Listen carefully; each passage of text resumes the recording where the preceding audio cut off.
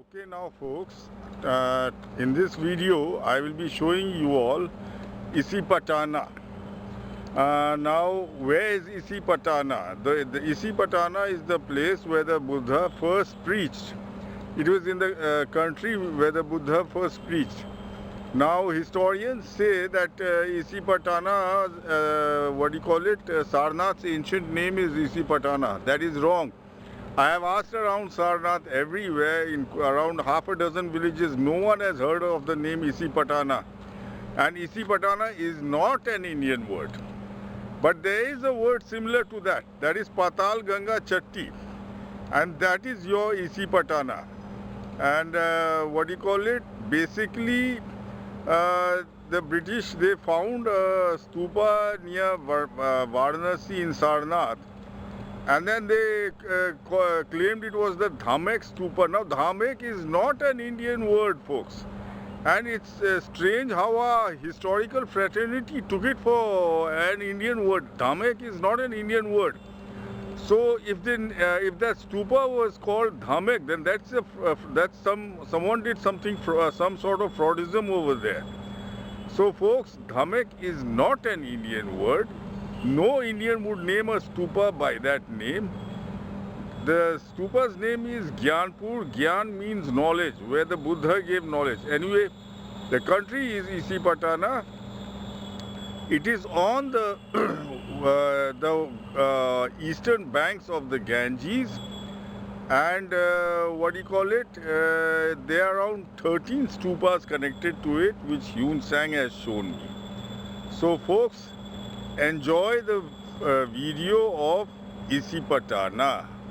Or actually, its actual name is Patal Ganga Chatti. Isipatana is a Buddhist mispronunciation of that word. So folks, here is the video. This is from CU Key, Yun Sang, CU Key, from pages 43 to 61. From pages 43 to 61, Yun Sang deals with the place where the Buddha first preached. He describes all the stupas around it. So folks, enjoy the viewing. The video is a bit crude. I have made it myself, but it is technically to the point. It is scientific research and it is scientifically to the point. So enjoy the video, folks. Okay, now folks, in this video I will be showing you the place where the Buddha first preached, the stupa where the Buddha first preached. So basically my source is CU Key, Yun Sang, CU Key Buddhist Records of the Western World, translated by from the Chinese by Samuel Peel. And in this book I'm dealing from page 47 to page 61. The 47 to page 61 deals with Yun Sang's 43, from page 43 to page 61. It deals with the Isipatana, where the Buddha first preached. Folks, there is a place called Isipatana. Now, page 43 is the section where Yun Sang saw. In page 43, is the section where Yun Sang saw takes us and shows us the place where the Buddha's son Rahul was last seen. See here, Rahula. So it takes us to the place where the Buddha's son Rahul was last seen. Having spoken thus, he suddenly disappeared. Rahul suddenly disappeared. Then the Brahman swept and watered the chamber he had used and placed there a figure of him which he revered as though he were present. Now I have shown you Betya. Betya is Betwa. Betwa means sun. So this is the place where Yun Sang saw the temple where Rahul was last seen. Basically, he came to Betya 51 kilometers or 52 kilometers southwest from northern, which was the relic dividing stupa. Now let's see from where he does he go to from Betia, or the place where Rahul was last seen. Going 500 li through the great forest, we come to the kingdom of Polonisi, which Samuel Beal translates as Banaras.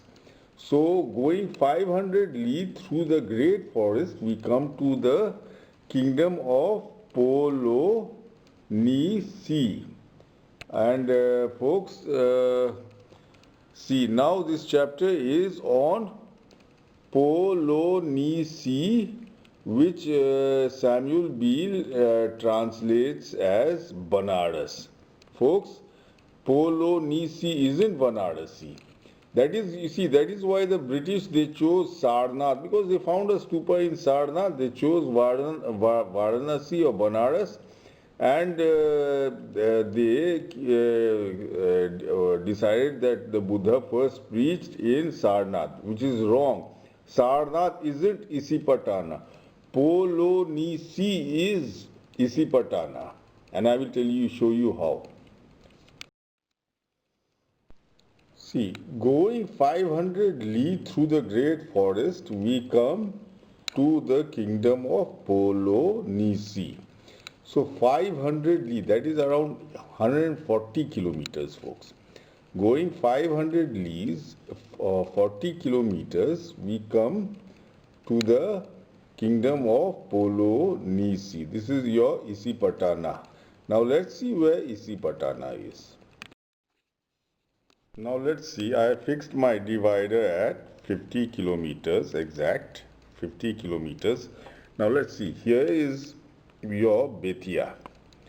Now let's go down from Betia, that is 50 kilometers southwest, 100 kilometers southwest, Balia, and see, 140 kilometers southwest is Patal Ganga Chatti.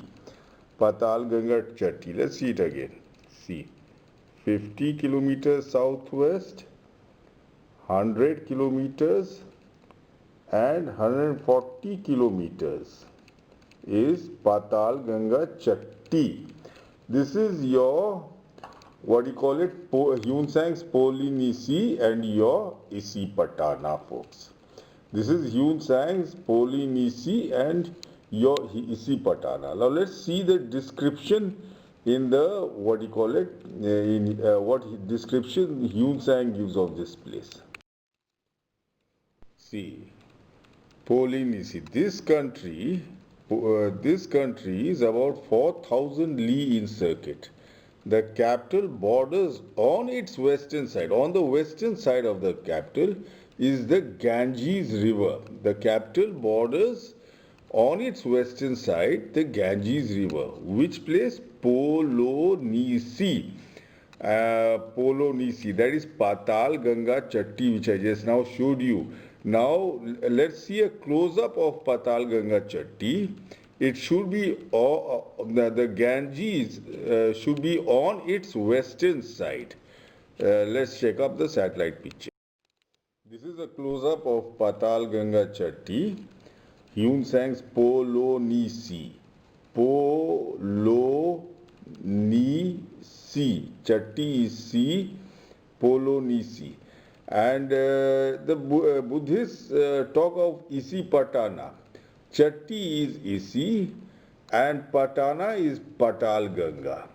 Chatti is Isi and Patana is Patal Ganga. So now Hyunsang says on its western side the Ganges. See, the Ganges is on the western side. In fact, the Patal Ganga Chatti, the ancient Ganges riverbed is here. See this. See, you can see the change in the terrain. The ancient riverbed is here. Here's one ancient riverbed. There's another ancient riverbed. So Patal Ganga Chatti is on that ancient riverbed. the present day Ganges has shifted this side. It has shifted its course, and in ancient times it was here. You can see it, and it was right on the banks, and the Ganges was to the west of the city of Patal Ganga Chatti or Hyun Sang's Polo Nisi or the Buddhist Isi Patana. Chatti is Isi, Patal Ganga is Patana, folks. You can view the video. Okay, now folks, now let's decipher Patal Ganga Chatti.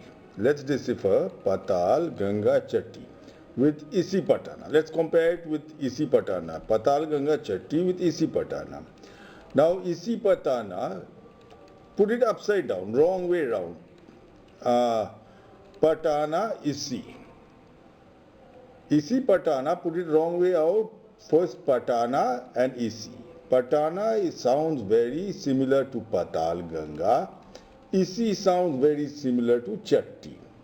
Patana sounds very similar to Patal Ganga, and Isi sounds very similar to Chatti. Patana, Isi, Patal Ganga, Chatti. Patana, Isi, Patal Ganga, Chatti. That is Isi Patana, a mispronunciation of Patal Ganga Chatti. Now let's see what the Buddha preached here. The Buddha preached the Dhamma Kakka Pavatana. The Dhamma Kakka Pavatana Sutta. Now, Dhamma Kakka. Now just remove, divide it into three. Dhamma Kakka Pavatana. Dhamma Kakka Pavatana. And compared with Dharma. Dhamma is actually a mispronunciation of Dharma. Kakka is a mispronunciation of Chatti. See, it's clean. Kakka is a mispronunciation of Chatti. And Pavatana is a mispronunciation of Patal Ganga. So, Dhamma is a mispronunciation of Dharma. Dharma is your religious duties. Kakka is a mispronunciation of Chatti, and Pavatana is a mispronunciation of Patal Ganga. So the actual word is Patal Ganga Chatti, folks. I hope I have made myself clear. Isi Patana and Kakka Pavatana are mispronunciations of Patal Ganga Chatti, folks. Thank you. Folks. Okay, now folks, I am standing just now in a small bazaar called Patal Ganga Chatti. Folks, this is your elusive Isi Patana. Patal Ganga Chatti is certainly your elusive Isi Patana. Because folks, I have deciphered Isi Patana for you, or your Dhamma Kakka Pata Vatana. It all sounds similar to Isi to Patal Ganga Chatti. And moreover, this sounds similar to Hyun Sang's Poli Nisi. And this village the Ganges is just west of this village. The Ganges is just west of this village. And you will find all the sites Hyun Sang mentions in the area northeast of Patal Ganga Chatti, folks. In the area northeast of Patal Ganga Chatti. Enjoy the video, folks. Now, an important proof of Hyun Sang's Polo Nisi or the Buddhist Isi Patana is there should be a Maheshwar. Maheshwar means a Shiva statue 100 feet high. See, in the capital there are 20 Deva temples. Deva temples means Hindu temples. The towns and hills and halls of which are of sculptured stone and carved wood. The foliage of trees combine to shade the sites, whilst pure streams of water encircle them. The statue of the Deva Maheswara, made of Kyushi, native copper, is somewhat less than 100 feet high. So there should be a statue of Maheshwar. Maheshwar is Shiva or Shankar, which is 100 feet high. Now this is the proof that Patal Ganga Chatti is Isi Patana. You have to have a Maheshwar statue. And basically, where such a statue exists, 100 feet high statue exists, that too bronze, that means that place will be named after Maheshwar. And see, Yun Sang calls it Tiu Shi, that is native copper. What does he mean by native copper? Copper is copper. Does he mean native copper? Is it gold, folks? Is it gold? Is it 100 feet high gold statue? Because here native copper, okay, he can say copper, but he says native copper, so it's a different type of copper, and you know gold has a copperish look. So this 100 feet high, folks, there is a possibility. Maheshwar Deva, let's see where it is near Patal Ganga Chatti, which is your Isi Patana. So folks, here is a close-up of your Patal Ganga Chatti. So this is your Isi Patana, Chatti for Isi and Patal Ganga for Patana. So basically, to prove that this is Yun Sang's Polynisi, there should be a Maheshwar statue. So 100 feet high Maheshwar statue, and where 100 feet high Maheshwar statue is, there should be a place with that name, folks. Just north of this, you have Jama Masjid Maheshpur. Folks, Maheshpur, this is the Maheshwar statue. It is in this thing, and they have made a mosque over it. See, all the main Buddhist spots they have made, or Hindu spots, they have made a mosque over it. So Maheshpur, that is your Maheshwar statue, folks. Maheshpur is your Maheshwar statue. This is 100% proof that Patal Ganga Chatti is Yun Sang's Polynisi and the Buddhist Isi Patana, folks. So now let's see where Yun Sang takes us after this. See, now to the northeast of the capital is Polynisi or Patal Ganga Chatti or Isi Patana. To the northeast of Isi Patana or Patal Ganga Chatti, on the western side of the river Varna is a stupa built by Ashoka Raja, Wu Yan. So on the western side of a river is a stupa built by Ashoka Raja. Let's see where that river is. Here is your Patal Ganga Chatti. Now just see to the northeast. See, this is slightly to the northeast. You will see a river. There is a river here, slightly to the northeast. Where is the river? Slightly to the north east. So, the river is here. Wait, let's see. See, here is the river. You can see it. It's nice and clear. It goes like this, like this. On the western, now let's see what Yun Sang says, what is on both sides of the river. To the northeast of the capital, on the western side of the river Varna is a stupa built by Ashoka Raja, Wu Yan. It is about 100 feet high. In front of it is a stone pillar. It is bright and shining as a mirror. Now the stone pillar is bright and shining as a mirror. Its surface is glistening and smooth as ice, and on it can be constantly seen the figure of Buddha as a shadow. So folks, in front of it is a stone pillar. It is bright and shining as a mirror. Its surface is glistening. So this is bright. See, the catchword is bright and shining as a mirror, and the surface is glistening, and this is to the west of the river. Built by on the western side of the river Varna is a stupa built by Ashoka Raja. Now let's see where this pillar and stupa are. See, here is the, what do you call it, river. Here is the river.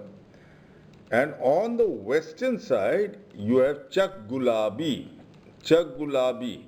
And Gulabi means, flower which is very beautiful. And where is the pillar? The pillar is this, Chandpur. See, it was shining like a mirror. You see the, what do you call it? Moon. Chand means the moon. Chandi means Chandi means, what do you call it? Silver. Now silver shines and the moon shines like silver. So Chandpur is the pillar. This is Chandpur, that is the pillar. And this is the 100 feet high stupa Yun Sang talks about west of the river, on the western bank, folks. To the northeast of the river Varna, about 10 li or so, we come to the Sangrama of Lu Ye. Now, that is to the northeast of the river Varna, about 10 li, that is around 3 kilometers or so. We come to the Sangrama of Lu Ye, Stag Desert. Its precincts are divided into 8 portions, sections, connected by a surrounding wall. Now, where is this Sangrama called Lu Ye? Here you have your river, the river Yun Sang mentions, and he says to the northeast of this Sangram river, 3 kilometers,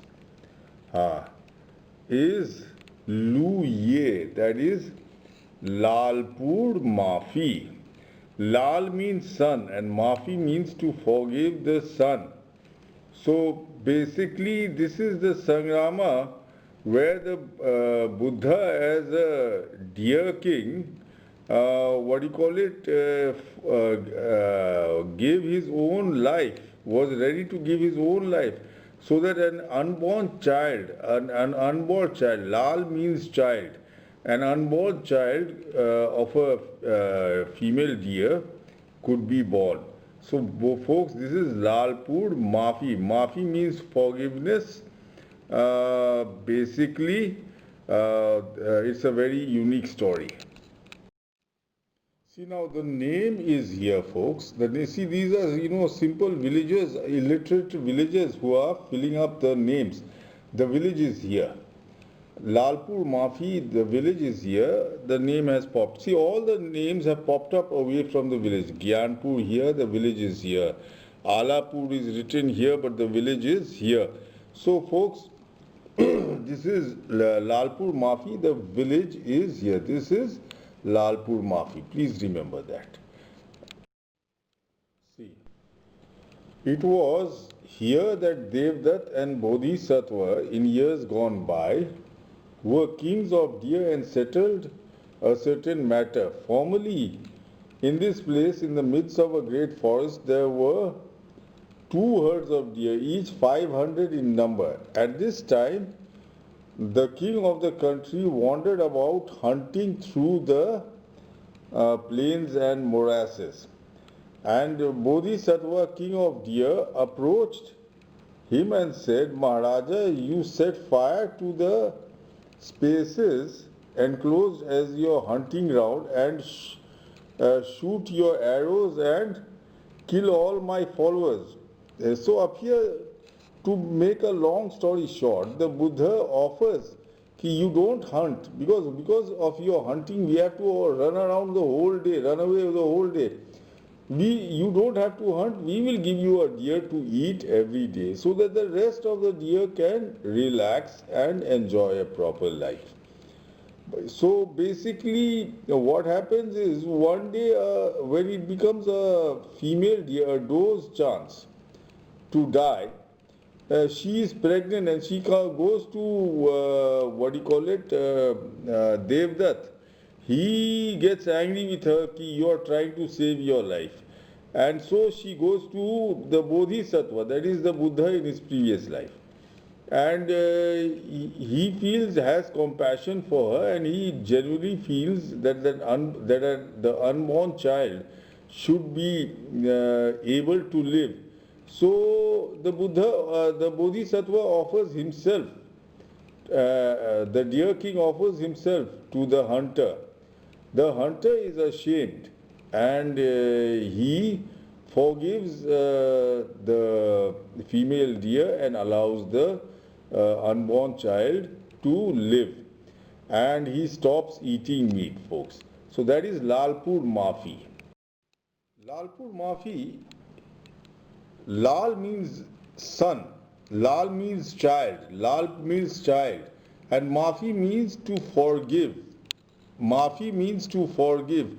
Basically, the hunter was forgiven, and he what do you call it, allowed all the deer to live. So this is Lalpur Maafi. This is the, what do you call it, deer forest. The deer forest Buddhists talk about. I mean, this is the place Lalpur Maafi. This is the deer forest Buddhists talk about. So folks, now I am standing on Lalpur Maafi, which is Yun Sang's Lu Ye Stupa. Now, Lalpur Maafi was the Sangrama Yun Sang wrote about, where the Buddha in his previous life was a deer king who gave life to an unborn fawn. Basically, the Buddha sacrificed himself so that an unborn fawn could live.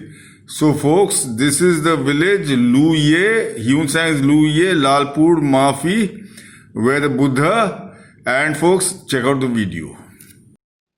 Now let's see what is, he shows us, Yun Sang shows us after Lalpur Maafi, or the deer forest. To the southwest of the Vihara is a stone stupa built by Ashoka Raja. To the southwest of the Vihara means Lalpur Maafi, that is Lu Ye, is a stone stupa built by Ashoka Raja. Although the foundations have given way, there are still 100 feet or more of the wall remaining. So, the wall remaining. In front of the building is a stone pillar about 70 feet high. The stone is altogether as bright as jade. It is glistening and sparkles like light, and all those who pray fervently before it from time to time, according to their petitions, figures with good or bad signs. It was here that Tathagat, July, having arrived at enlightenment, began to turn the wheel of the law. So it was here he first preached. He began to turn the wheel of the law. So it was here that Tathagat began to turn the wheel of the law. So where was it? Southwest of Lu Ye or Lalpur Maafi, to the southwest of the Vihara of Lalpur, is a stone stupa built by Ashoka Raja. There is still 100 feet more of the wall remaining. Folks, when I went to that place to videograph it, I hadn't done my homework properly, and I hadn't read this section seriously, that it was a stone stupa. I saw the stones and I did not videograph them. Folks, here is the place. It is, the stupa name is Gyanpur. Gyan means knowledge. That is where he, what do you call it, first turned the wheel. He gave knowledge. So you have Lu Ye or Lalpur Maafi here to the southwest. To the southwest. Later on, Yun Sang says 2 or 3 lees. That is around 1500 feet. See, it's exactly around 1500 feet. Is a high stupa made out of stone. See, this is Gyanpur, folks. Gyan means knowledge. This is where he first turned the wheel. And see, the village is there. It's a poverty-stricken village today, and the name Gyanpur is here. So the village is there. The name is here. So this is, and I saw the bricks up, the stones up here, the stone stupa which Yun Sang writes about. He says it has 100 feet of wall still left. Means when Yun Sang came here, it was already destroyed, but it had 100 feet of wall still left. I videographed the stupa from this side, because what happened when I went to the top, I saw the stones and I was disgusted. I was disgusted because I wanted to see a mud stupa, because most of the Ashokan stupas I had seen were mud stupas, and this one had stones on it. So I did not videograph the stones, I videographed the mud side. That is the mistake I did. Folks, this is a stone stupa. I saw the stones, it's just that I did not videograph them. And folks, this is Gyanpur. Gyan means knowledge. This is the place where the Buddha first turned the wheel, and not in Sarnath. Sarnath is a brick stupa, it's not a stone stupa. Folks, this is a stone stupa. So this is Gyanpur where he first turned the wheel. Check out the video. So you have Gyanpur here, folks. The Gyanpur stupa here. Now you should have the stupa where the 5 people avoided the Buddha. See, the 5 people avoided the Buddha, Ajnata, Kaundinya and all, and they saw Buddha from a distance up here. And then they went walking, and one person gave the Buddha a mat, the other washed his feet, and they sat down and listened to him preach. Now, this is where those 5 avoided him. See, you have to have all these stupas. And then you have, this is Balyarya, this is the tradition of the champion. Yun Sang calls it the tradition of the champion. And this is Khardiha. This is the hair stupa in the Jataka tales, folks. The hair stupa in the Jataka tales. So from here you can see all these stupas. And this is from where the 5, disciples, they walked, they saw the Buddha and they walked this way, folks. And they reached here and they prayed. They listened to the Buddha preaching. So from here you can see all these places. You can see Alapur where the 5 avoided the Buddha. Then you have the Balyarya, which is the stupa, the tradition of the champion. And you have Khardiha, which is the hair stupa, folks. So enjoy the video. Okay, now folks, I am in Gyanpur stupa. This is the spot where the stupa where the Buddha first preached. Folks, this is Gyanpur. Gyan means knowledge. See, there is Alapur. Alapur is where the 5 disciples, Ajnata, Kaundinya, and Bharika and Baspa and the rest avoided the Buddha. They thought that he had gone crazy. And that is from there they saw the Buddha standing near where I am, folks. And then to 1,000 meters to the east of Alapur is Balyarya. That is the tradition of the champion. And then 3,000 meters to the west of Alapur is Khardiha, which is the hair stupa, where the hair, Jataka tale of the hare, the monkey and the fox took place. Now this is Gyanpur, which I am showing you, where the Buddha first preached. Now this stupa is a very big stupa and it is a stone stupa. It is just that I have videographed the stupa from the southern side. So you won't see the stones, and it is a very high mud stupa. And it's an impoverished village has settled on it. So folks, this is Gyanpur where the Buddha gave his first preachings to Ajnata, Kaundinya, Bharika, Baspa, Mahanama, Asvajita. These 5 were avoiding him in Alapur, which I showed you. and they saw him from a distance. And when they saw him from a distance, she seemed to shine. So they slowly walked towards him. And they came to this place where I am standing. And one of them washed his feet, the other gave him a mat, and the rest he sat down and listened to what he had to say. And Buddha preached to them the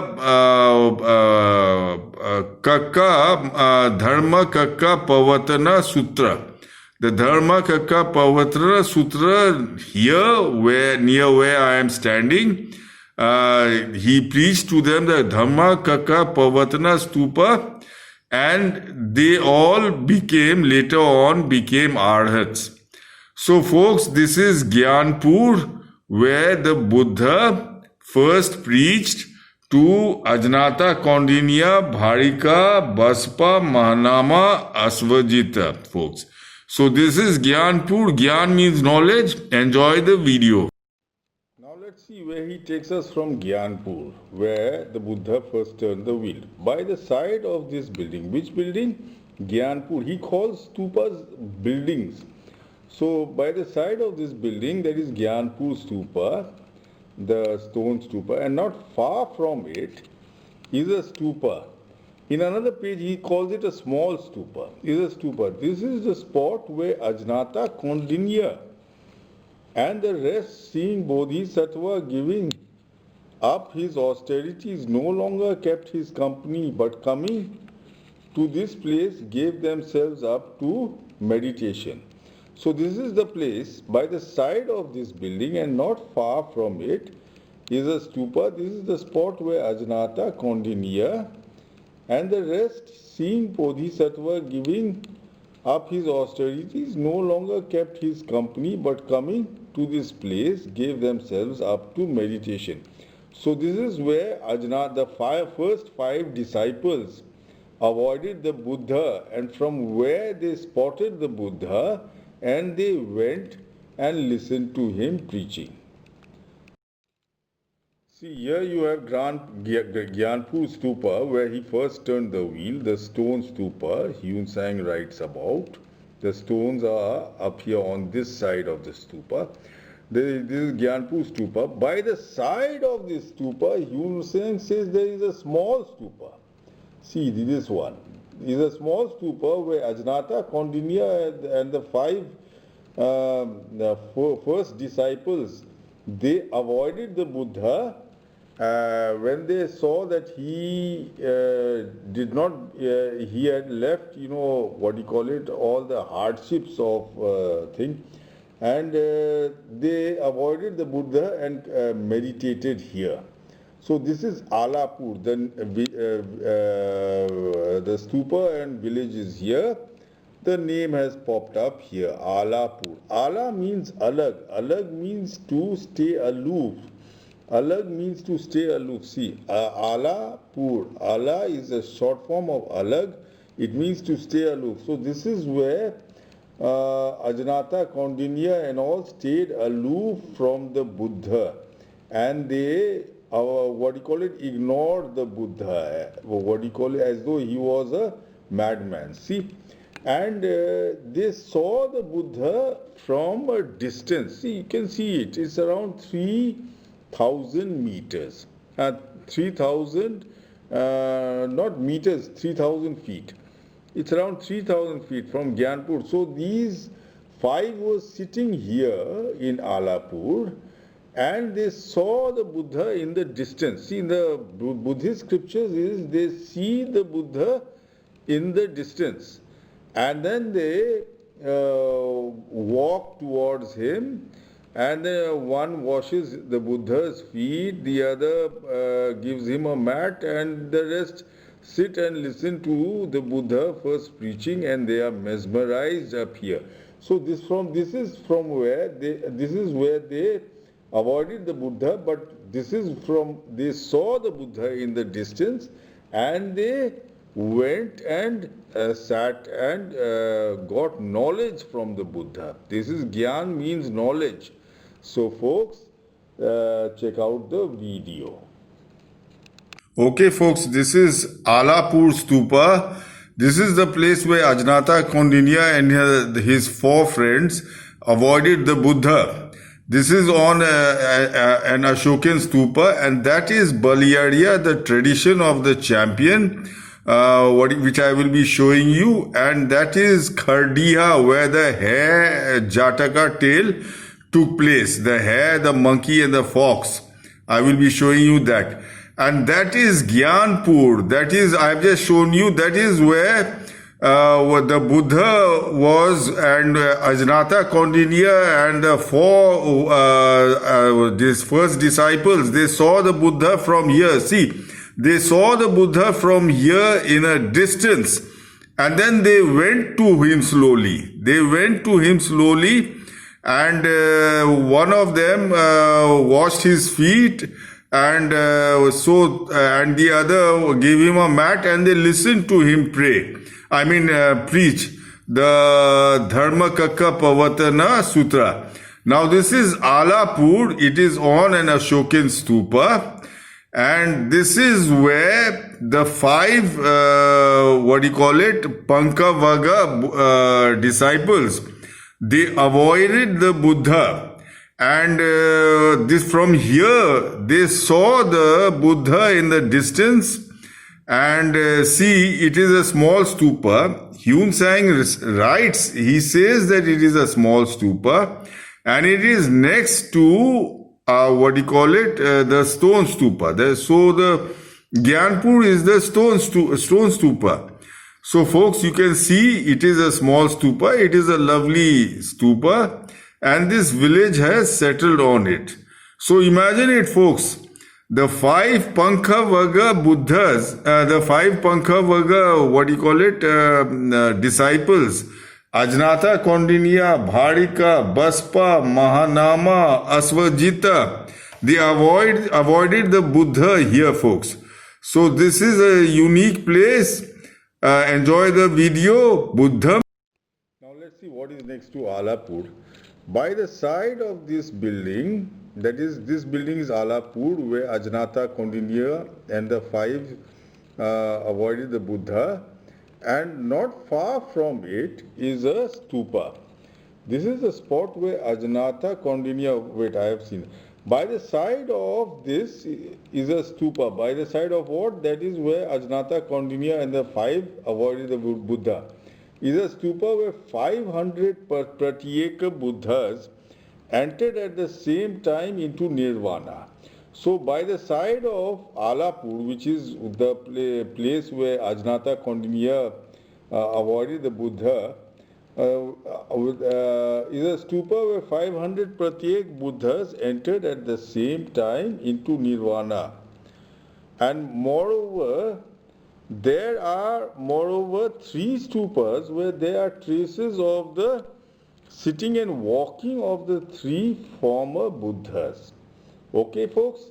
So let's see, by the side of Alapur, you should have where 500 Pratyek Buddhas died. So you have Gyanpur here, where the Buddha first turned the wheel, the stone stupa. By the side of that is Alapur, where Ajnata Kaundinya and the five avoided the Buddha. And by the side of that is the place where 500 Pratyeka Buddhas attained Nirvana. This is Murera Buzurg. Murera, Marna means death. Marna means death. Murera Buzurg. Buzurg means elders, respected elders. So this is where respected elders died. So this is where respected elders dies. Murera Buzurg. This is the spot where the 500 Pratyek Buddhas died. Folks, this is Murera Buzurg. You can see it amongst the trees. The village is on a stupa, Murera Buzurg, where 500 Pratyeka Buddhas attained Nirvana, folks. So this is Murera Buzurg, where the 500 Pratyek Buddhas attained Nirvana. Enjoy the video. By the side of this is a stupa where 500 Pratyeka Buddhas entered at the same time into Nirvana. That was Murera Buzurg. Murera Buzurg. There are moreover 3 stupas where there are traces of the sitting and walking of the 3 former Buddhas. So near Murera Buzurg there are 3 stupas where there are traces of the sitting and walking of the 3 former Buddhas. Let's see where that is. See, you have Murera Buzurg here. Next to it you should have 3 stupas where the 3 former Buddhas sat and walked, folks. There it is, 1, 2, 3, 3. No, 1, 2 and 3. 3 former, this is Meghupur, this one. This is Tikapur. Tikapur is where they sat. Tikal Rana where they sat. Tikal Rana where they sat. Tikapur, Meghupur, and this is Pindroy. So folks, these are the 3 stupas where the 3 former Buddhas sat and walked. Let's see what Yun Sang shows us after Murera Buzurg. By the side of the last place is Murera Buzurg, where 500 Pratyeka Buddhas entered Nirvana. By the side of the last place is a stupa. This is the spot where Maitreya Bodhisattva received assurance of becoming a Buddha. So, by the side of the last place is a stupa. This is the spot where Maitreya Bodhisattva received assurance of becoming a Buddha. The Buddha promised Maitreya that he, in his next life, he would become a Buddha and he would turn the wheel. He would, remember, turn the wheel. Becoming a Buddha means turning the wheel, and he would explain the good law to the people of that time. Let's see where that is. This is Murera Buzurg, where the 500 Pratyeka Buddhas entered into Nirvana. By the side of that is the place where Maitreya Bodhisattva, it was predicted, would turn the wheel. This is Muktapur Charkha, and it is by the side of Murera Buzurg. Muktapur Charkha. Charkha means the wheel. Charkha means the wheel. So Muktapur, Mukta will turn the wheel. Maitreya has been is a mispronunciation of Mukta, folks. I have told Buddhists, or I always tell them, you will find all the original, the entire Buddhist vocabulary of Indian words is mispronounced. You will find them on the ground. So this stupa is the place where the Buddha promised Maitreya Bodhisattva that he would be the next Buddha and he would turn the wheel. Charkha is the wheel and Mukta is Maitreya, mispronounced as Maitreya. Mukta has been mispronounced as Maitreya. So this is a very small stupa. Let's enlarge it. It's a small stupa. So this is the place. See, it's perfectly circular. It's perfectly circular. This is the place where Maitreya Bodhisattva was promised he would become the next Buddha and he would turn the wheel, the Charkha. Now after Muktapur Charkha, to the west of this place, there is a stupa. To the west of Muktapur Charkha, there is a stupa. This is the spot where Sakya Bodhisattva received an assurance of becoming a Buddha. This is the spot where Sakya Bodhisattva, the Buddha in his previous life, where Sakya Bodhisattva received an assurance of becoming the Buddha. In the middle of the Bhadrakalp, when men's years amounted to 20,000 years, Kashyapa Buddha appeared in the world and moved the wheel of the excellent law. He preached the law, opened out and changed the unclosed mind of men, and declared this prediction to Prabhapala Bodhisattva, Yu Pusa. This Bodhisattva in future ages, which Bodhisattva? The Buddha in his previous life. This the Buddha. This Bodhisattva in future ages, when the years of man shall have dwindled to 100 years, shall obtain the condition of a Buddha and be called Sakya Muni. So this was where it was predicted that in the Buddha's next avatar, the next life is avatar, the next life is avatar. In the next life, the Bodhisattva will become a Buddha called Sakya Muni. So this is Kashyap Buddha, folks. Now let's see where that is. So you have Muktapur Urf Charkha, where it was predicted that Maitreya would turn the wheel. And then you have Murera Buzurg, where the 500 Pratyeka Buddhas attained Nirvana. And you have the 3 stupas, where the 3 Buddhas sat and walked. Now west of this is the place where the Bodhisattva was predicted by Kashyapa that he would become a Buddha by the name of Sakya Muni in his next life. So this is Avtahi. Avtahi means avatar, is a short form of avatar. Avatar means incarnation. So in his next incarnation, the Bodhisattva would be a Buddha. When humans lived till the age of 100 years, the Bodhisattva would become a Buddha by the name of Sakya Muni. So in his next avatar, that is Avtahi. So this is the spot, folks. It's a very big stupa, and on top of the stupa is a temple in which they pray to the Golambar, the tip of the stupa. So this is, folks, Avtahi. It's a very big stupa.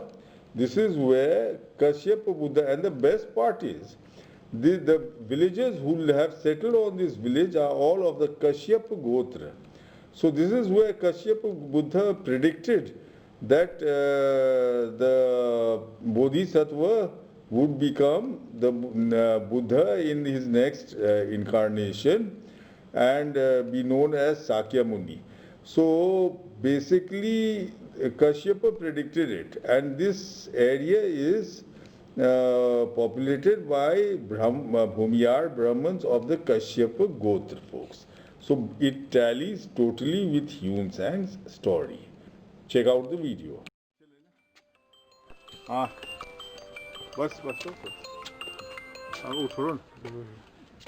Now folks,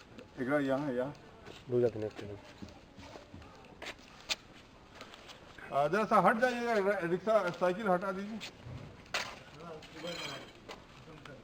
See, we are on top of a very, very big stupa. This is Avtahi. Avtahi means avatar. This is the place where, according to Yun Sang, it was predicted that Lord Buddha, when people will start living for only 100 years, Lord Buddha in his avatar will become the Buddha. The Bodhisattva in his next avatar will become the Buddha. So this is the place where it was predicted that this place is called, this village is called Avtahi. Avtahi. See, the stupa goes down here, and then the stupa goes right down. It's a very big stupa. So this was a very important pilgrimage spot for Buddhists. This is where it was predicted that Lord Buddha would become the Buddha in his next incarnation.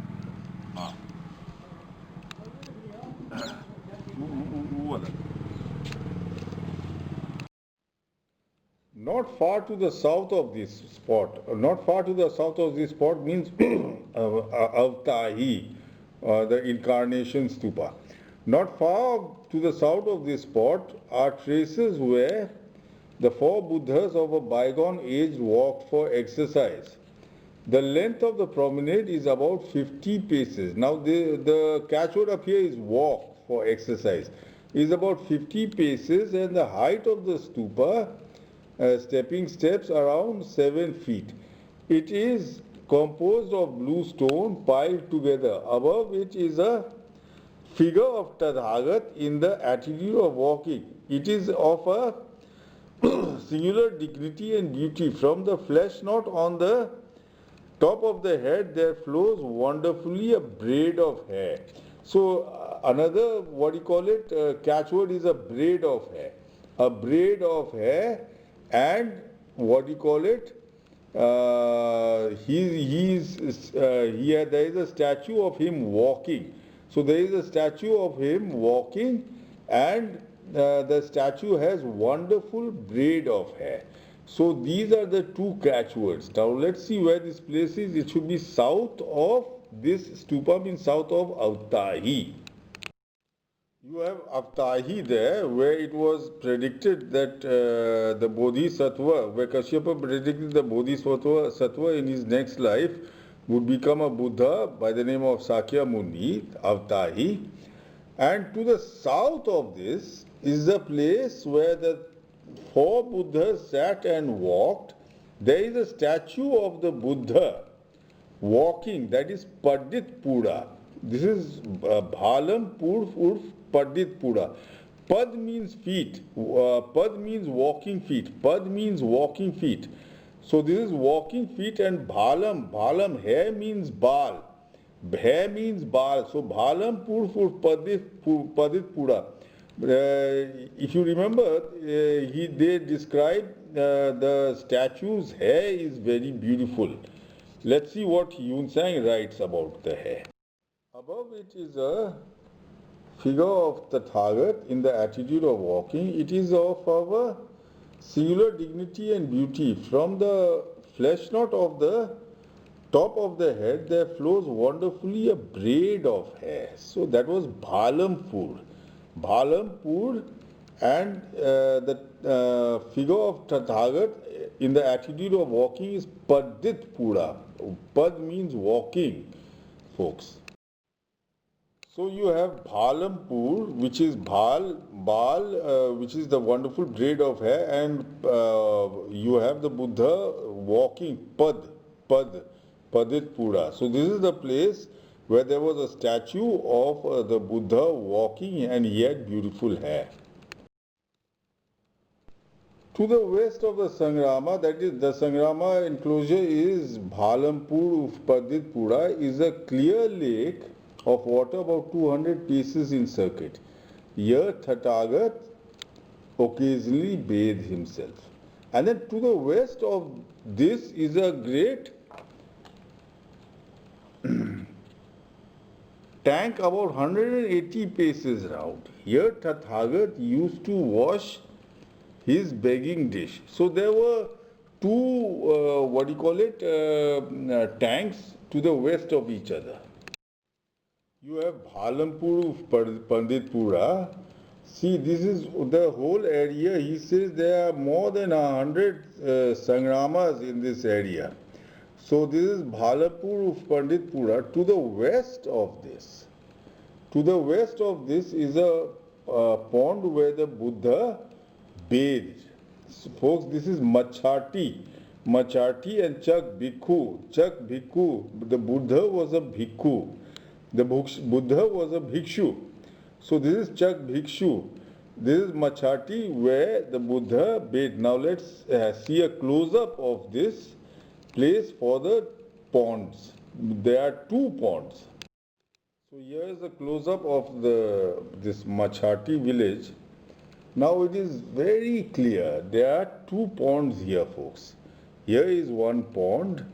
This was 200 paces round. It is around 200 paces.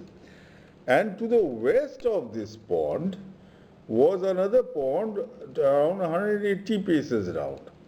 So this pond is the pond where the Buddha bathed. This is Chak Bhikkhu and this is Machati. So this is the pond where the Buddha bathed. And this is the pond where the Buddha washed his dishes.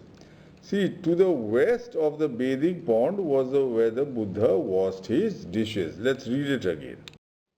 See, to the west of the Sangrama enclosure is a clear lake of water about 200 paces in circuit. Here Tathagat occasionally bathes himself. So the first pond he bathed himself. And to the west of this is a great tank, about 180 paces round. Here Tathagat used to wash his begging dish. So it's clear now, folks. Here Tathagat used to bathe, and to the west he used to wash his begging dish, folks. Now let's see the third, tank. Yun Sang shows us a third tank. So you have these Machati up here and Chak Bhikkhu. You have these two ponds here. Now, let's see what Yun Sang shows us after this. To the north of this is a lake. To the north of the lake where to the north of the tank, which is 180 paces round, where he washed his begging dish, to the north of that is a lake about 150 paces round. Here Tathagat used to wash his robes. In each of these pools is a dragon who dwells within it. The water is deep and its taste sweet. It is pure and resplendent in appearance and neither increase nor decrease. When men of a bad character bathe here, the crocodiles, there were crocodiles in these ponds, come forth and kill many of them.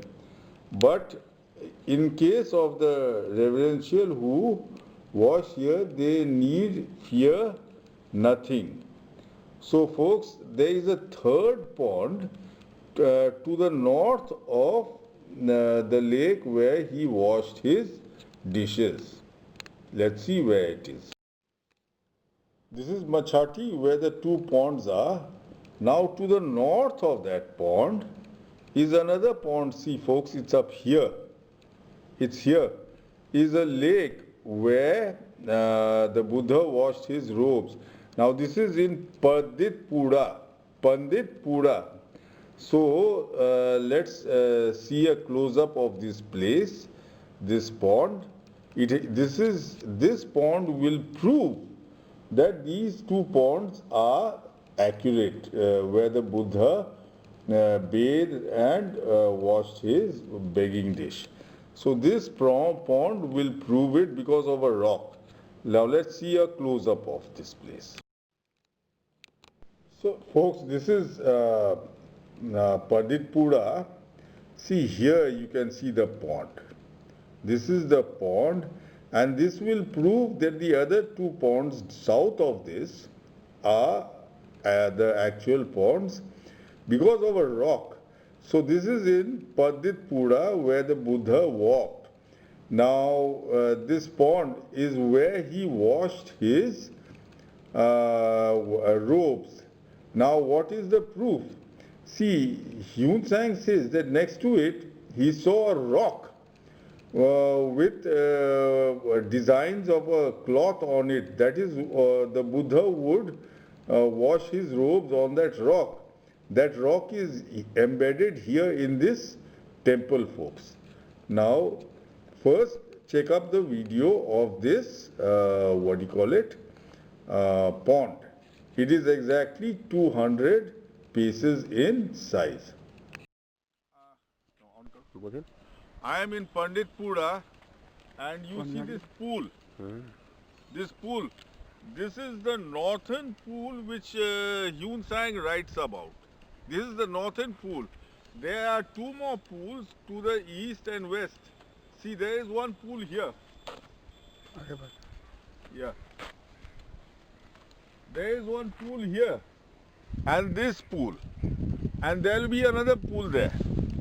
So basically, according to Yun Sang, there is one pool 200 paces round. This is where the Buddha bathed himself. So there, the pool behind this is where the Buddha bathed himself. And then to the west is a pool 180 paces. To the west is a pool 180 paces. This is where the Buddha washed his dishes. That pool, folks, Lord Buddha washed his dishes. In that pool, Lord Buddha washed his dishes. And now in this pool this pool is 150 paces round. That means 325 feet round. Yes, it is exactly 325 feet in length and breadth. This is where he washed his robes. This is where the Lord Buddha washed his robes. So that was the southern pool is where Lord Buddha bathed, and then this pool up here is the one in which Lord Buddha washed his utensils, his cooking utensils. His cooking utensils. And this pool up here, and this pool up here is the one in which the Lord Buddha washed his robes. So you have all these three pools in what do you call it? कौन जगह है? Panditpura. This is, folks, this is the Sarnath. This is the actual place where Lord Buddha, all the places I have searched for have been found here. Lord Buddha first turned his wheel up here. So I am the first Buddhist, I am the first person who will say this, Buddham Sharanam Gacchami. I am the first person to say it on this land in the modern age. Now let's see where the rock is beside the pond. By the side of the pool where Tathagat washed his garments is a great square stone on which are yet to be seen the trace marks of the Kashaya robe. So there was a rock beside that pond with trace marks of the Kashaya robe. Now the bright lines of the tissue are of a minute and distinct character. You see, the bright lines of the tissue are of a minute and distinct character as if carved on the stone. So it looks, the design of the cloth on the stone looks as though as if it has been carved on the stone. The faithful and pure frequently come to make their offerings here. So that looks as though it has been carved, the design looks as though it has been carved on the stone, folks. Now I found this stone in a temple just next to that rock, just next to that pond. This is a square, actually it's a rectangular stone with the garments, and just as Yun Sang says, as if it is carved on the stone. So folks, check out the rock. It is in the temple next to the pond. Check it out. The pond is here and the temple is here. So what do you call it? That rock is in this temple. Check it out. I am in this temple next to that pool where the Lord Buddha washed his robes. And now Yun Sang says, next to that pool, Yun Sang says, next to that pool, there is a rock. There is a rock which looks like his clothes. which looks like a robe. There is a rock which looks like a robe. So you see this rock here. It looks like a robe. You see the design. Ah. And Yun Sang has written about this rock. It is plain. Plain. This is all next to the pool.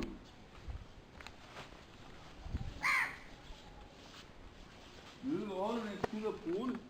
This looks like a pillar, an Ashokan pillar, a stone pillar. This looks like an Ashokan stone pillar. No. And these are all next to the pool where Buddha washed his robes. These are Hindu, but there are some old stones, like this one and that one. ठीक. So no doubtedly, these three pools are the place where the Lord Buddha bathed himself, washed his utensils and washed his clothes. And this rock carving next to the pool proves that this is the pool Yun Sang visited when he visited the spot where the Buddha first gave his teachings.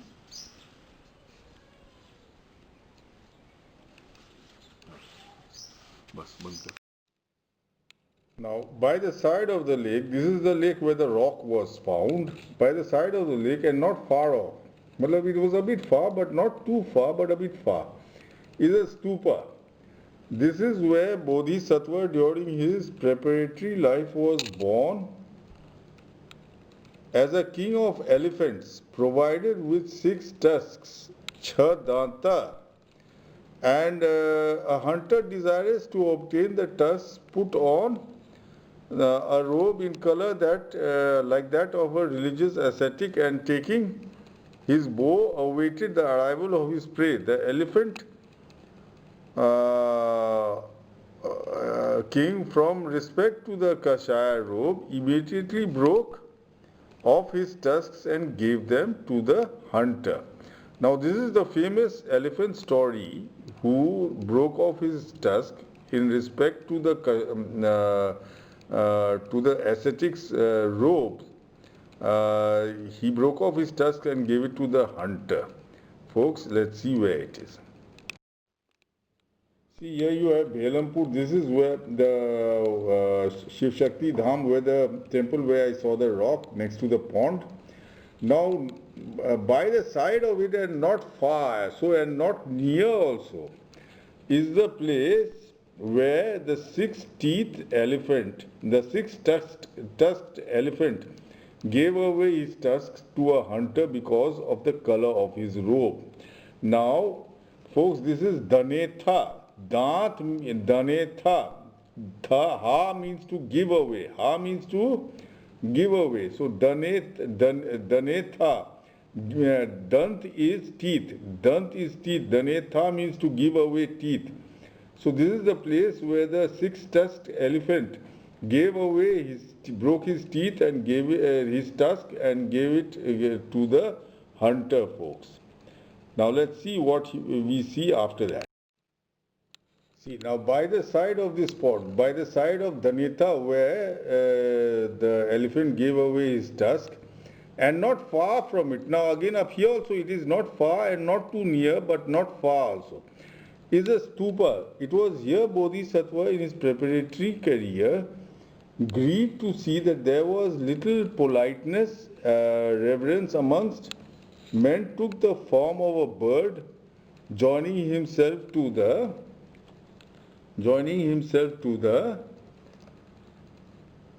company of a monkey and a white elephant. So he took the form of a bird.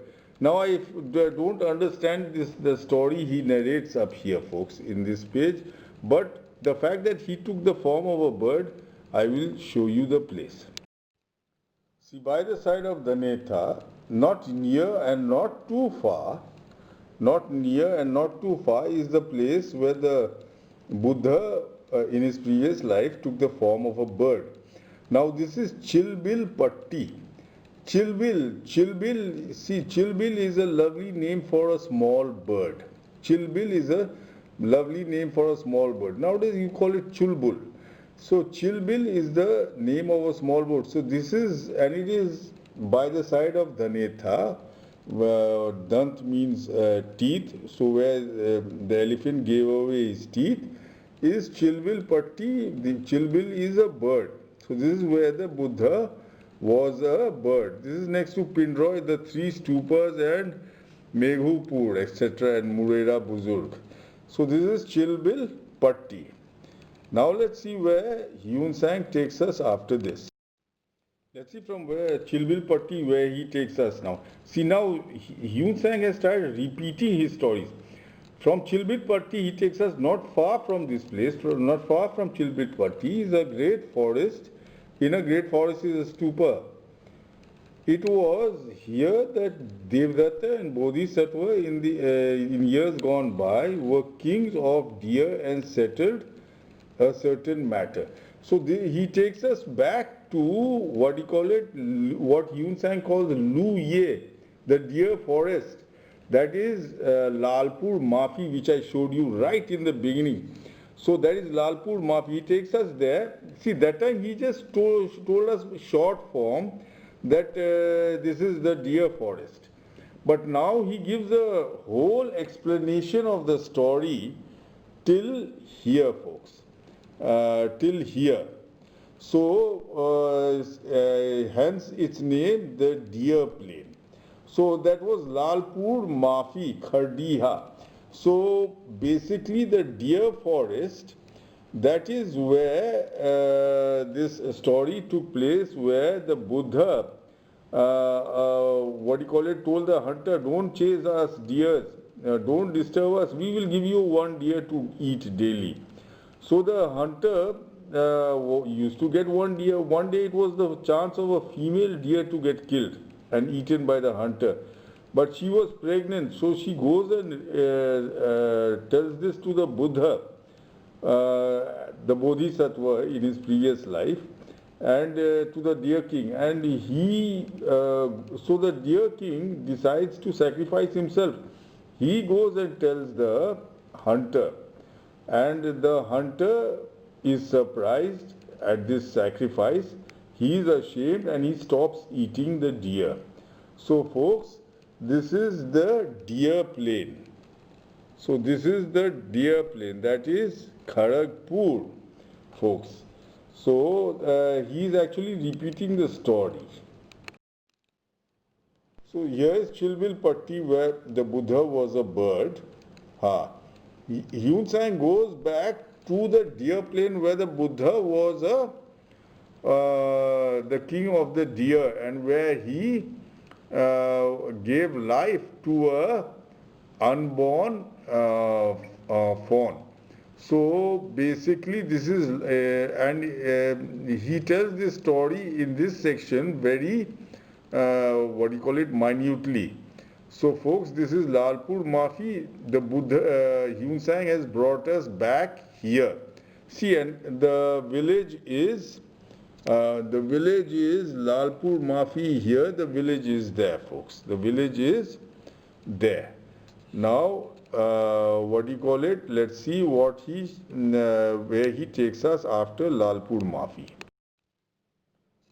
This is a close-up of Lalpur Mafi. See, the village is here, but the name is there. So the village is here, the name is there. Let's see where he takes us after that. So the Hyun Sang is repeating what he said in the beginning. So after Lalpur Mafi, which was the deer plain Lalpur Mafi, leaving this place and going 2 or 3 li to the south, west of the Sangrama, there is a stupa about 300 feet high. This is the stone stupa. That time he called it the stone stupa, but now he says it's just a stupa that's 300 feet high. The foundations are broad and the building high and adorned with all sorts of carved work and with precious substances. There are no successive stages with niches, and although there is a standing pole erected above the cupola, yet it has no encircling bells. Now this is the Gyanpur Stupa I told you. That time he just said that that was the place where the Buddha first preached. But now he has described the stupa, what type of building it had. It had carvings all around it. It had golden Buddha statues all around it. And it had a cupola, a beautiful cupola. So folks, he is describing that Gyanpur where the stone stupa, he is describing the stone stupa. He has already mentioned the stones, but in this one he just mentions the building itself. So the stone stupa, he describes it, and what do you call it? Let's see where it is. It's 2 or 3 lees southwest, 2 or 3 li to the southwest of the Deer Plain Sangrama. This is Lalpur Mafi, the Deer Plain Sangrama. This is the Deer Plain Sangrama. 2 or 3 leagues, 1500 feet. Folks, just 1500 feet is Gyanpur again. This is the stone stupa, and this time Yun Sang describes the building in detail. He describes the cupola. So, see, he is repeating it all. Now he will take me to Ajnata Kaundinya again. He will take me to the place where Ajnata Kaundinya avoided the Buddha. That is up here in Alapur, folks. Alapur, the name is over there, Alapur, and the village is here. So that is Gyanpur, which he just described. Now he will describe Alapur. And although there is a standing pole erected above the cupola, there are no encircling bells. Now by the side of it is a little stupa. By the side of Gyanpur is a little stupa. This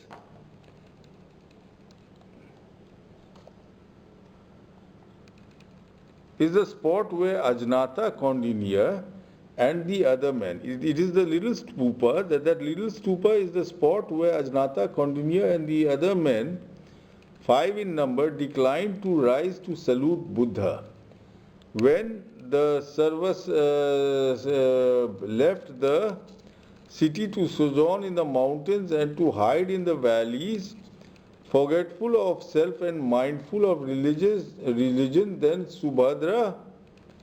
Sudhodana Raja commanded 3 persons of his own tribe and household and 2 of his maternal uncles, saying, "My son Sarvar Siddha has left his home to practice wisdom. Alone he wanders through mountains and through the forest."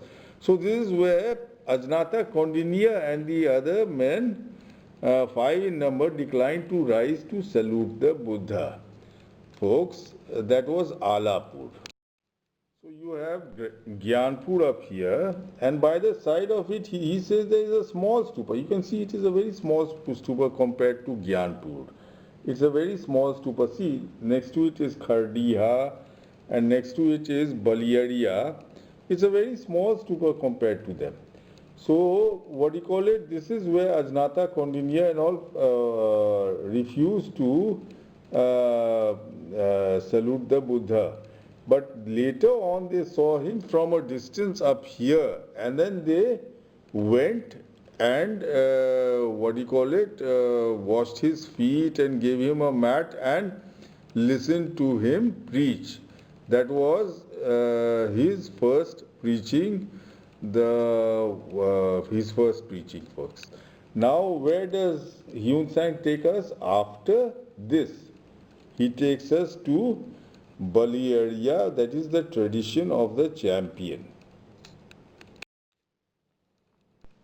To the east of the deer forest, 2 or 3 li, we come to a stupa by the side of which is a dry pool, about 80 paces in circuit. To the east of the deer forest, 2 or 3 li, we come to a stupa by the side of which is a dry pool about 80 paces into a circuit, one name of which is saving life, another name is ardent master. The old tradition explains it. Many hundred years ago, there was a solitary sage. Now, this is a unique story about this lake. Now, first, let's see what is to the east of the deer forest, that is Alapur Stupa, where Ajanata Kaundinya ignored the Buddha. Folks, let's see what is to the east of it. Here is Alapur. This is where Ajnata Kaundinya. This is a close-up of that stupa. Now, to the east of it, 2 or 3 li, that is 1500 feet, is a lake, folks. There is the lake. It is exactly 80 paces in size. And what do you call it? There is a stupa next to it.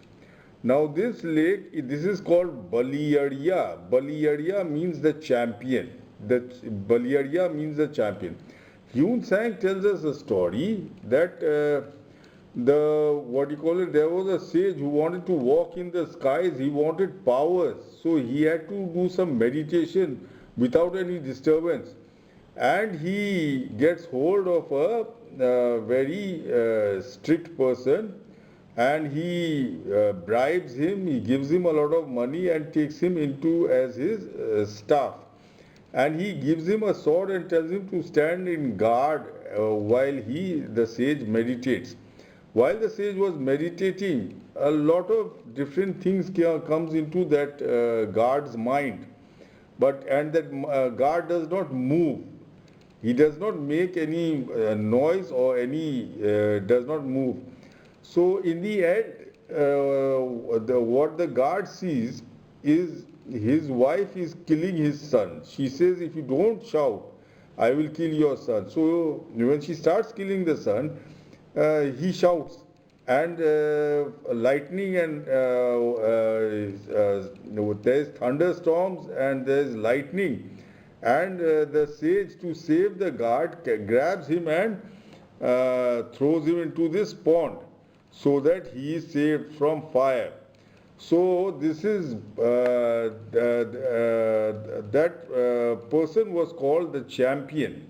The champion. So that is what Baliyariya means, the champion. Hyun Sang calls it the tradition of the champion. That is exactly what Baliyariya means. And you have the lake up here. So folks, you have the lake here. And Baliyariya means the tradition of the champion. Check out the video. Okay folks, now I'm going down the stupa. This is Baliyariya Stupa. Baliyariya Stupa, according to Hyun Sang, there was an ardent master who wanted to become a rishi. So basically, he, got hold of a person, a very strong person, to stay on guard while he meditated. But what happened was that person's meditation was stopped. Yes, look, we are going down the stupa. This is Baliyariya. It is east of the place where Lord Buddha first. See, this is all the stupa. सीधे पोखरा है, इसको घूम कर जाएगा तो पोखर सामने में। हाँ, सामने है। हाँ। फ्रंट पे है। We are going down the stupa.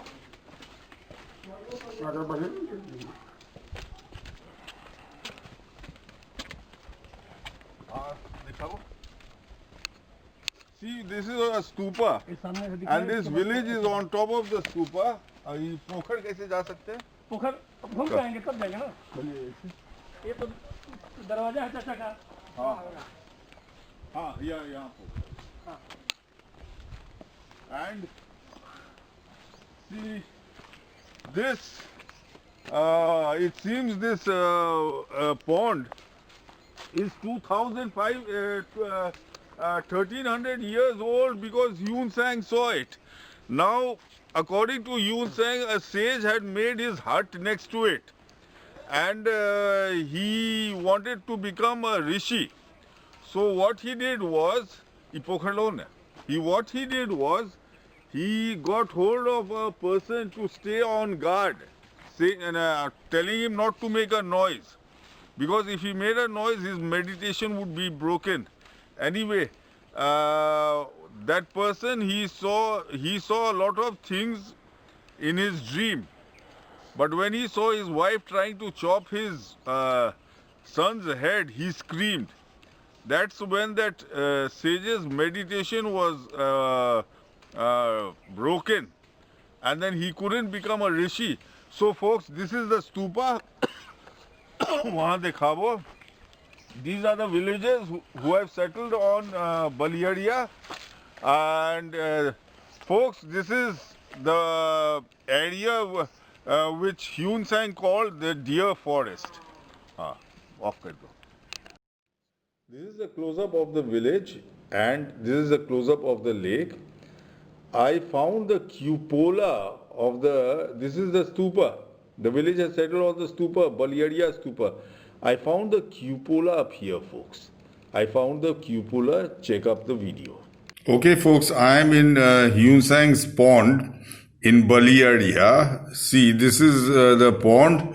Yun Sang calls it Saving Life and Ardent Master. It has two names, Saving Life and Ardent Master.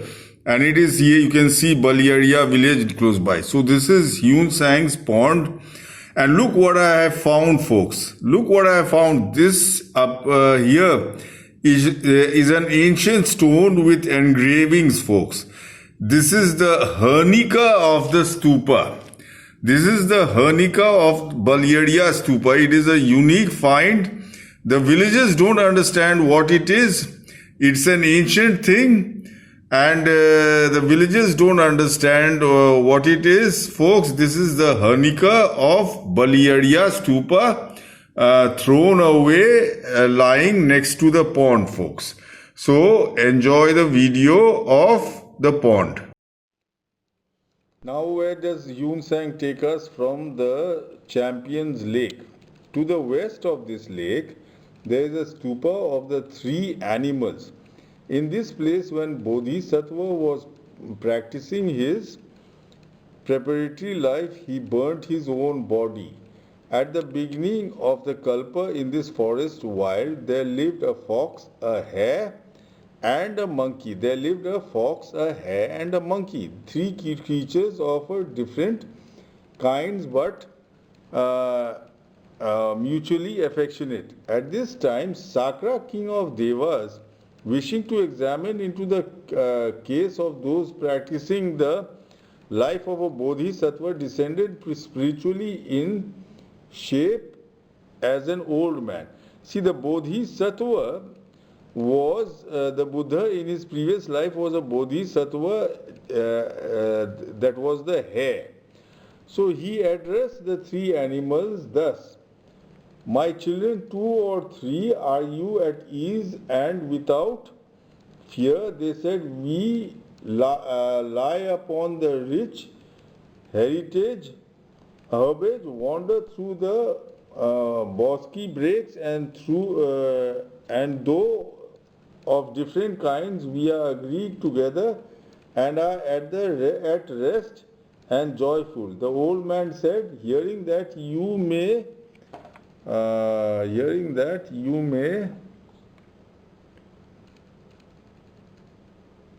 2 or 3 were peaceful at heart and living in sweet accord. Though I am old, yet have I come from far alone, forgetting my infirmity to visit you. But now I am pressed with hunger. So Sakra, king of Devas, says that he is hungry and he would like to eat. So he tells these 3 animals to fetch food for him. The fox goes to a stream and catches a fish and brings it to Sakra. The monkey brings some berries, but the hare comes alone. So Sakra says that the hare isn't following on the Buddha's footsteps. So what happens is, the hare says, yes, I am. Please get these other two to collect some wood. So the other two, they collect some wood, and then he says, burn the wood. They burn the wood, and then the hare says that I was too small to bring you food, but I can, sacrifice myself to you for food. And the hare jumps into the fire and roasts itself. Sakra, king of Devas, is pleased. He says the hare gave the ultimate sacrifice, and in remembrance of him, the Sakra, king of Devas, puts the hare on the moon, so that whenever people see the hare on the moon, they will remember the sacrifice the Bodhisattva did, so that Sakra, king of Devas, could feed on him. So folks, this is the story, the hare story.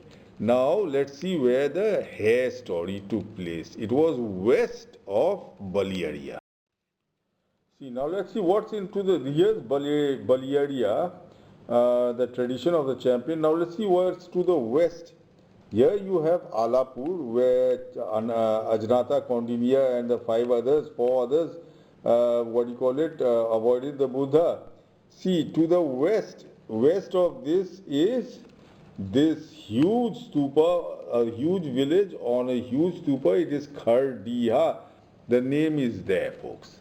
See, these are villages, illiterate villages. They couldn't write it properly.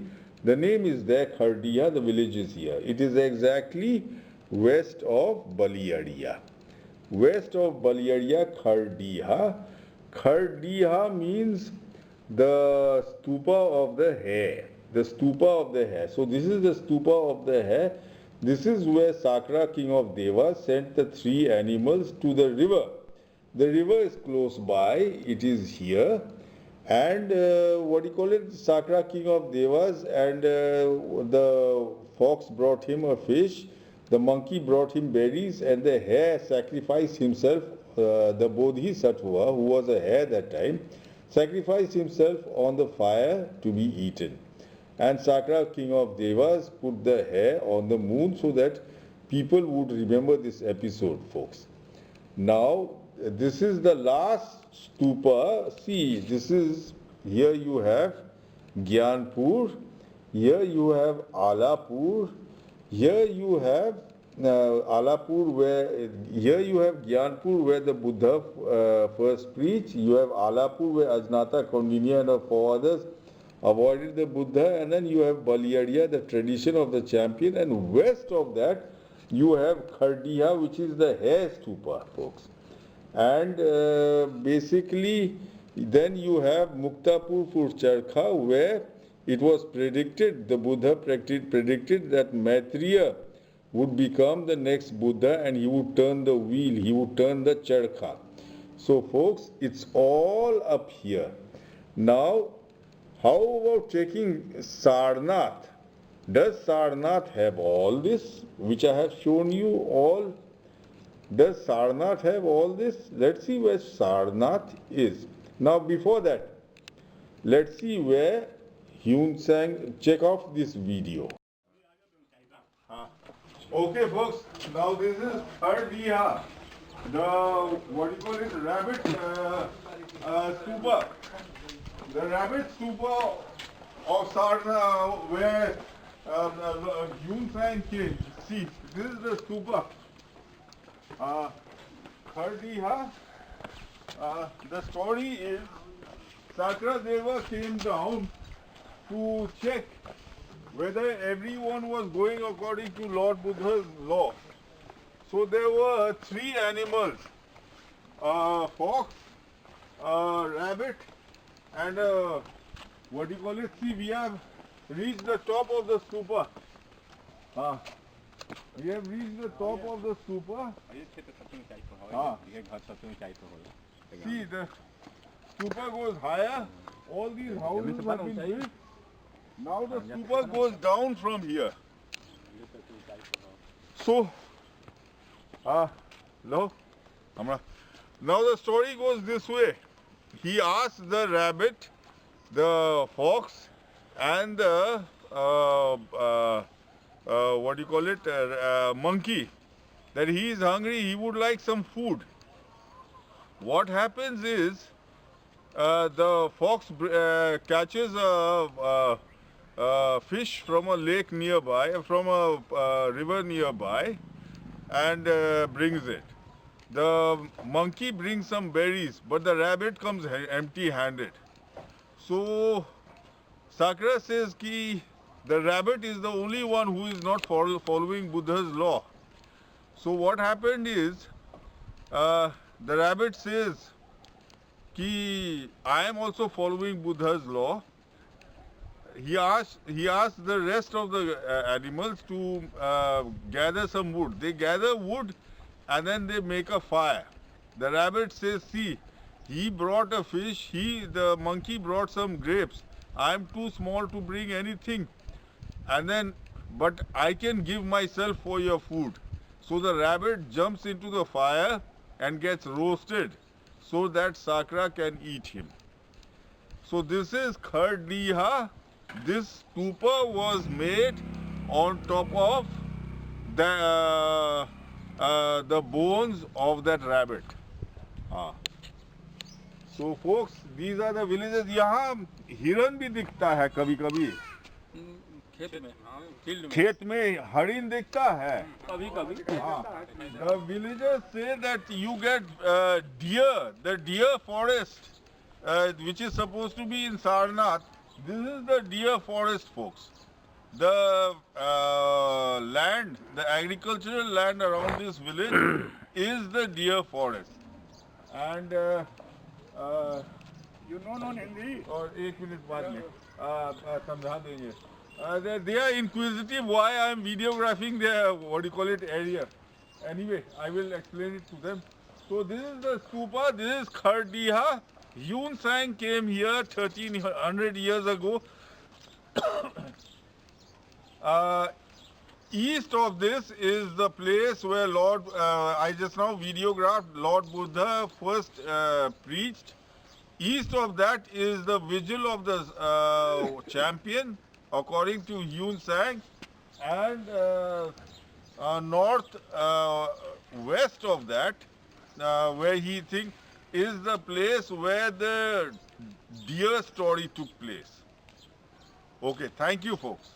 This is Khardiha for you. I hope they invite all the Buddhists up here. Now where does he go after Khardiha? Leaving this country and going down the Ganges eastward. Going down the Ganges eastward, 300 li, that is 84 kilometers or so, we come to the country of Chenchu. So he leaves the Ganges, along the Ganges, leaving this country and going down the Ganges eastwards, 300 li, that is 84 kilometers, we come to the country of Chenchu. Now let's see where Chenchu is. So folks, you have Khardiha here. You have Khardiha here. He goes 300 leagues to Chenchu, that is Chhapra here. 300 leagues to Chenchu, that is Chhapra here. Now let's make measurements. This is approximately 20 kilometers, 40, 60, 80, and Chhapra is a bit further, 84. See, 300 leagues is 84 kilometers. So this will be 20, 40, 60, 80, and Chhapra is 4 more kilometers, 84. 4 more kilometers there, 84. So it's 84 kilometers. Now, how did Yun Sang get the mileage right? See, he says Chenchu, 300 leagues is Chenchu, that is Chhapra. And the mileage and direction of Yun Sang falls exactly on a name which his name is slightly mispronounced, but it is there. Chhapra. Now, how did he do this? See, by road, it is approximately 107 kilometers. From Khardiha to Chhapra, it is approximately 107 kilometers. But he says 84 kilometers, and exactly 84 kilometers it is as the crow flies. So this could be possible, and see, it's everywhere. This could be possible only if India was mapped that time, folks. This is what I want to prove, that India was mapped. Now, what were they teaching in Nalanda and Vikramshila, all these monasteries? They say they taught geography, history, etc., etc., etc. So, see, this is a proof of what they were teaching. They had India geographically mapped up. That is why Yun Sang gives these directions so equally, so coolly. Now just look at this Betia, from where he came. Betia. From Betia he came down 140 kilometers to your Patalganga Chatti, that means that is Isi Patana. He came down 140 kilometers, and then from Khardiya he goes 84 kilometers. How is it so accurate? So folks, India was well mapped. Now let us see what is in Sarnath. Here you have Khardiya. Sarnath is around 90 kilometers southwest of Khardiya, on the banks of the Ganges, just like Khardiya and Patalganga Chatti. Now let's see a close-up. What can we see here? So folks, this is a close-up of your Sarnath site. This is a close-up. Now this is the Dhammek Stupa here. This is the Dhammek Stupa, and this is the Dharmarajika Stupa. Now, Dhammek is not an Indian name. The British people, archaeologists who found this stupa, claim they found a plate with Dhammek written on it. Folks, I strongly suspect it should be investigated. Dhammek is not an Indian word. No Indian king, ancient king, would have named this place Dhammek. And Dhammek is a foreign Buddhist, Thai, Japanese, Sri Lankan, Tibetan mispronunciation of Dharma. Dhammek is a mispronunciation of Dharma. So basically the British had very little knowledge of Indian culture and they took these foreign mispronounced words as though they were the ancient Indian or authentic words. And if they claimed they found a plate here with Dhammek written on it, then folks, I personally think it is fraudism and it should be investigated. Now Dharmarajika is a Sanskrit name. Now I am noticing I am deciphering the names of places because I am using my language skills as a rural Bihari with good rural knowledge of our rural language. Now Sanskrit is a totally different language. Sanskrit is limited to some Brahmins, and that language wasn't spoken on the ground up here. That language was created for Brahmins only, not for the layman. So this Dharmarajika is a Sanskrit name. These are all sort of anglicized, I call them anglicized names, because these names were created under the guardianship of the British historians. So these are all cooked up names, Dharmarajika and Dhammek. And see that Ashokan pillar. Now this is another case I personally think it is fraudism. because the pillars which I am showing you, they have a name. They have a name because they have a stupa, dedicated to that pillar. There is a stupa dedicated to the pillar, and the stupa carries the pillar's name. It keeps the pillar's name alive. So, folks, this is a nameless pillar. So this is, see, all the British historians, even the Louis Antoine Fuhrer in the Lumbini case, they created all these pillars to authenticate their finds. And those days, I think I'm the first person who properly deciphered Siyuki, Buddhist records of the Western world. So basically, I realized that the pillars have names. The British didn't know that because they hadn't deciphered the book as well as I have done. So, and they thought a pillar is a pillar, so they put up these pillars, folks. And I suspect this is fraudism. The matter should be investigated. So, this is your Dhammek Stupa. This is Dharmarajika. Why Dharmarajika name? I do not know. Now, see, do you find anything according to Hyun Sang's specifications? I took you everywhere according, he said 2 kilometers northwest, I took you 2 kilometers northwest, he said 5 kilometers to the east, I took you 5 kilometers to the east, and I found the names. So where is there anything up here in Sarnath? There is nothing, folks. There is nothing. Sarnath, it has got ancient structures. It has got ancient, structures. But they are something else. You have to search, you have to read Buddhist scriptures to find out what they actually are in detail. But I have shown you where the stupa where the Buddha first preached, and see, where is the place where these 5 Ajnata, Kaundinya and all, they avoided the Buddha? Where is that? Where are all the other places? Where is the hair stupa? Where is the stupa of the champion?